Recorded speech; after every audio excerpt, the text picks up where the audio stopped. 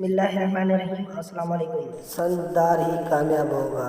सैयदना अबू सईद खुदरी रज़ियल्लाहु अन्हु रवायत करते हैं कि रसूलुल्लाह सल्लल्लाहु अलैहि वसल्लम ने फरमाया, दुनिया मीठी और सरसब्ज है। अल्लाह ताला इस दुनिया में तुम्हें एक दूसरे के जाननशीन बना के देखेगा कि तुम क्या अमल पेश करते हो। फरमान मुस्तफ़ा सल्लल्लाहु अलैहि वसल्लम, लोगों को दोबारा जिंदा करके इकट्ठा किया जाएगा क़यामत के दिन उस हाल में कि वो नंगे पाँव, नंगे बदन और गैर मख्तून होंगे।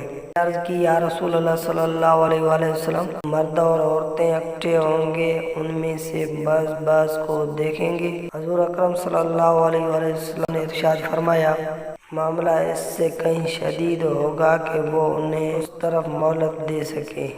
बिकरीम सल्लल्लाहु अलैहि वसल्लम ने इरशाद फरमाया, मेरे सहाबा रज़ियल्लाहु तआला अन्हु को बुरा न कहो और गाली न दो। उस ज़ात की कसम जिसके हाथ में मेरी जान है, तुम में से कोई अगर अहद पहाड़ के बराबर सोना भी खर्च कर दे तो वो उनके एक मद और न ही उसके नसब तक पहुंच सकता है। हजूर अकरम सल्लल्लाहु अलैहि वसल्लम ने फरमाया, क्या मैं तुमको ऐसे अमाल न बताऊं जिनसे अल्लाह ताला गुनाह मिटाते और दर्जात को बुलंद करते हैं। सहाबा करम रज़ियल्लाहु ताला अन्हु ने अर्ज किया, क्यों नहीं या रसूलुल्लाह सल्लल्लाहु अलैहि वसल्लम, इरशाद फरमाइए।